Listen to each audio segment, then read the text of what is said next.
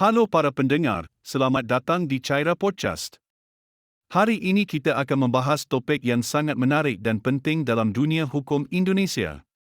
Topik kita kali ini adalah peran keyakinan di persidangan pidana. Dalam beberapa waktu terakhir, kita sering melihat berita tentang putusan pengadilan yang dianggap salah oleh publik. Entah itu menyatakan terdakwa bersalah atau membebaskan mereka, kedua keputusan ini sama-sama mendapatkan kritik. Salah di sini berada dalam tanda kutip kerana status tersebut belum teruji atau dibuktikan secara sah.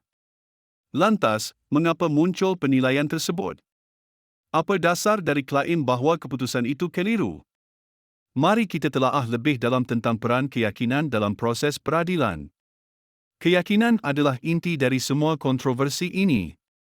Misalnya, ada yang yakin bahawa kejadian tertentu adalah kecelakaan dan bukan pembunuhan, atau bahawa penyebab kematian bukan kerana kesalahan terdakwa. Setiap orang bisa memiliki keyakinan berbeza-beza, dan ini adalah hal yang wajar, namun dalam konteks hukum, yang menjadi fokus adalah bagaimana keyakinan ini dibuktikan di pengadilan. Keyakinan dalam kasus hukum muncul dari berbagai sumber, seperti informasi yang didapat secara langsung atau melalui saksi. Informasi ini kemudian membentuk keyakinan yang harus dibuktikan dalam persidangan. Hal ini penting kerana putusan pengadilan seringkali dipengaruhi oleh keyakinan yang dibawa oleh penuntut umum, terdakwa dan garis miring atau penasihat hukum terdakwa, dan juga hakim. Di dalam ruang sidang, terutama dalam kasus pidana, terdapat setidaknya dua jenis keyakinan, keyakinan dari korban yang diwakili oleh negara melalui jaksa penuntut umum, dan keyakinan dari terdakwa dan garis miring atau penasihat hukumnya. Penuntut umum membawa keyakinan ini setelah melalui proses penyidikan yang dilakukan oleh penyidik. Proses penyidikan ini mengumpulkan alat bukti yang cukup untuk membuat terang sebuah tindak pidana dan menemukan siapa yang harus bertanggungjawab.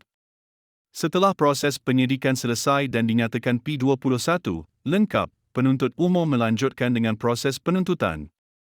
Di sini, jaksa harus yakin bahawa tindak pidana benar-benar terjadi dan siapa pelakunya. Keyakinan ini menjadi dasar untuk membawa kasus ke pengadilan dengan surat dakwaan yang disusun secara hati-hati. Namun, apakah keyakinan ini selalu benar? Tentu tidak.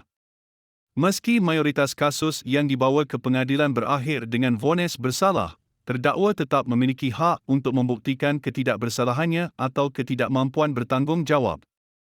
Hal ini bisa dilakukan dengan mengajukan bukti dan saksi untuk mendukung pembelaan mereka. Di sisi lain, hakim yang diberi tugas untuk memutuskan kasus harus mengevaluasi semua fakta yang terungkap di persidangan berdasarkan alat bukti yang ada. Meskipun tidak disebut secara eksplisit, hakim harus memiliki keyakinan yang cukup kuat berdasarkan minimal dua alat bukti yang sah. Keyakinan ini adalah dasar untuk memutuskan apakah terdakwa bersalah atau tidak. Jika jaksa penuntut umum dan terdakwa membawa keyakinan mereka masing-masing ke dalam ruang sidang, tugas hakim adalah untuk memutuskan berdasarkan bukti yang ada, bukan semata-mata berdasarkan keyakinan pribadi namun harus didasarkan pada bukti yang sah, bukan pada opini atau asumsi semata. Putusan pengadilan adalah hasil dari proses panjang yang melibatkan banyak pihak dengan keyakinan masing-masing. Namun, yang menjadi penentu akhir adalah keyakinan hakim yang harus dibuktikan dengan minimal dua alat bukti yang sah.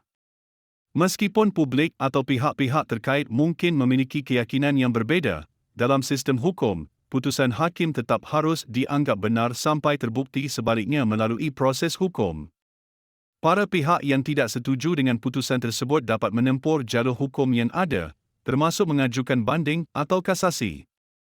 Ini adalah bentuk penghormatan terhadap sistem hukum dan juga pengadilan.